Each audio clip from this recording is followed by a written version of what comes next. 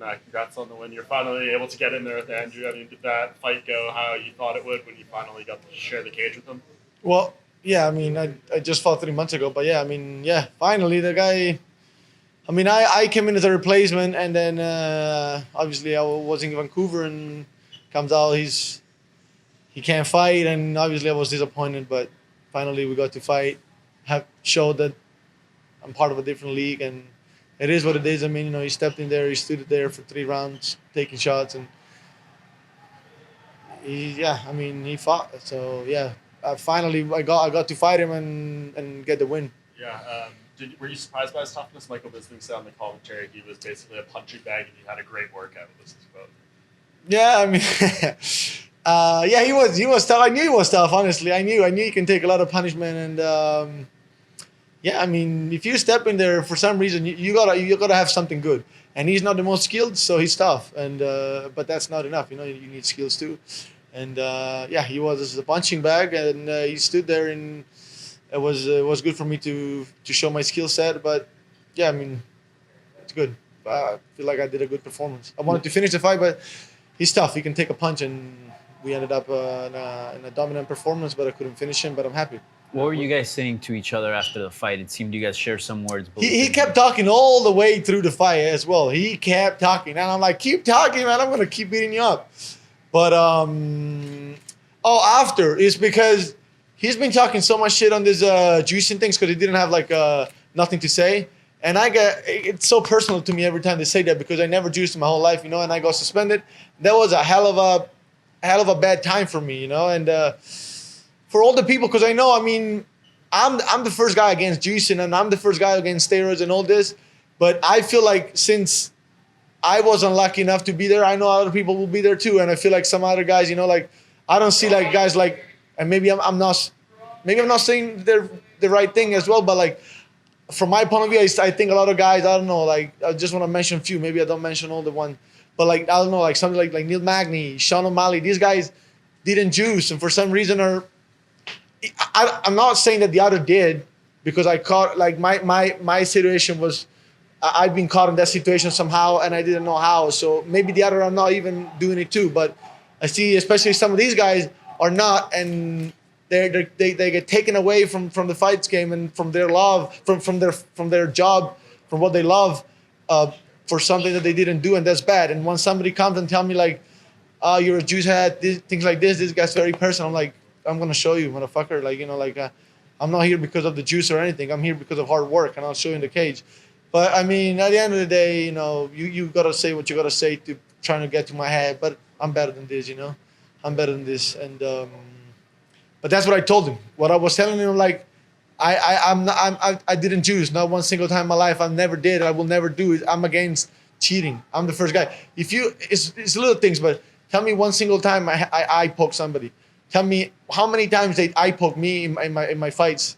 A lot. I never did. Like I'm not a I don't take shortcuts. I don't cheat, and that's who I am. So when they say that to me, it doesn't take me off. Like I'm better than like going out there and be stupid just because you said that. But obviously it bothers me because I mean maybe not everybody has been there, but when you're somewhere that.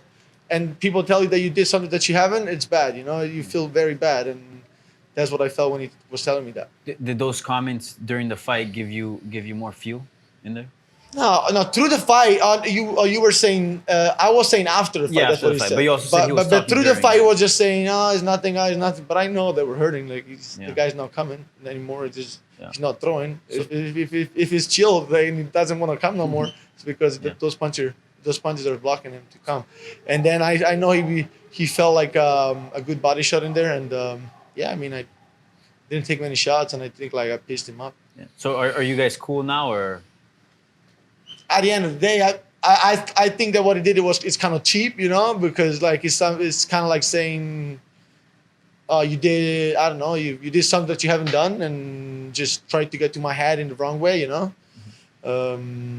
But I got nothing against him, honestly. I mean, I don't have to fight him again, and then it is what it is. Can you share specifically what was actually said in the cage? It seemed like you actually wanted to shake his hand, and he was sort of brushing. Oh, after, yeah, because Why? What happened? Wait. Because he wouldn't say sorry about what he said or something. Then I didn't want to shake his hand or something. And then I'm like, you know what? Like it's over. Like I beat this guy up. Like why wouldn't I shake his hand? Whatever. You know, he's a fighter at the end of the day. He's putting everything for a dream too. Like just shake his hand. But he didn't want to have it. You know. In the fight And then after he did, I guess, or something. in the fight itself, we already said he took some of your best shots. What else can you say about that? Is there anything you feel you could have done differently to capitalize on the moments? I could have insisted on the body. I know on the third round he felt the body. Maybe I could insist a little bit more, but I never felt it completely out of the fight.